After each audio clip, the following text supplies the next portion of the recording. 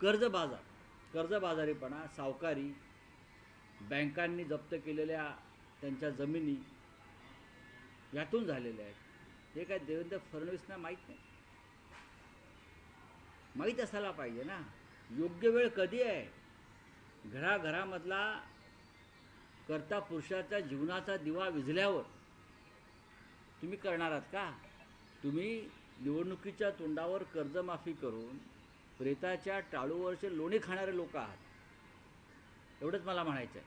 हां सर, एकीकडे माळेगाव सहकार साखर कारखान्याचा निवडणुका सुरू आहेत। पाहिलं तर अजित पवार आणि सहकार क्षेत्रातील ज्येष्ठ नेते चंद्रबाबू तावडे यांच्यात मुख्य लढत सुरू झालेली आहे।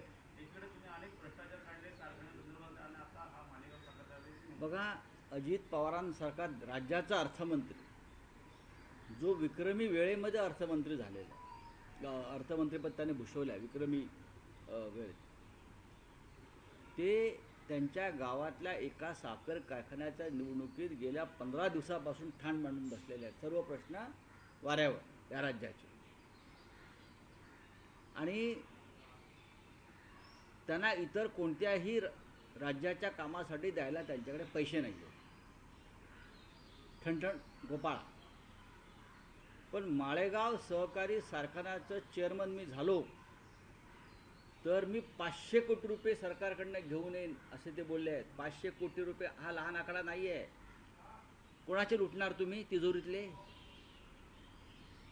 तुम्हाला शेतकऱ्यांची कर्जमाफी करता येत नाही, लाडक्या बहिणींना तुम्हाला आता नीट पैसे देता येत नाही, पण मला माळेगाव सहकारी साखर कारखान्याचा चेअरमन करा, मी 500 कोटी रुपये 24 तासात घेऊन येतो, हे या राज्याचे अर्थमंत्री सांगतात।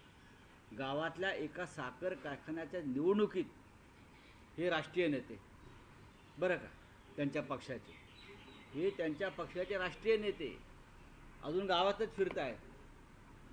दुर्दैव या राज्याचं की अशा प्रकारची लिडरशिप या राज्याला मिळाली। सर, पक्षात डावललं जाते असं भास्कर जाधव म्हणतायत, नंतर त्यांनी व्यक्त केलेली आपली क्षमता आहे तशी जबाबदारी आपल्याला मिळत नाहीये, तसंच राष्ट्रवादीतून बाहेर पडलो ही माझी सर्वात राजकीय आयुष्यातली मोठी चूक आहे असं भास्कर जाधव म्हणतात। मी काय त्यांचं काय वक्तव्य ऐकलं नाही खरं म्हणजे। अशा मुलाखतीमध्ये मला माहीत नाही ते कुठे बोलले आहेत ते। अशा प्रकारचं जर स्वतःचे काही मन मोकळं करायचं असेल तर ते पक्षाच्या